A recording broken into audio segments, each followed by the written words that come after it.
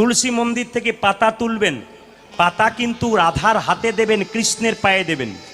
আচ্ছা, কৃষ্ণের পায়ে কটা তুলসী পাতা দেবেন কারো জানা আছে? আজকে জানতে হবে কিন্তু আপনাদের। কৃষ্ণের পায়ে কটা তুলসী পাতা দেবেন? কেউ একটা বলেন, কেউ দুটো বলেন, কেউ পাঁচটা বলেন, কিন্তু আপনাদের সব ধারণা না, সব ধারণা ভেঙে দেবো আজকে। কৃষ্ণের পায়ে আপনারা 3টে তুলসী পাতা দেবেন।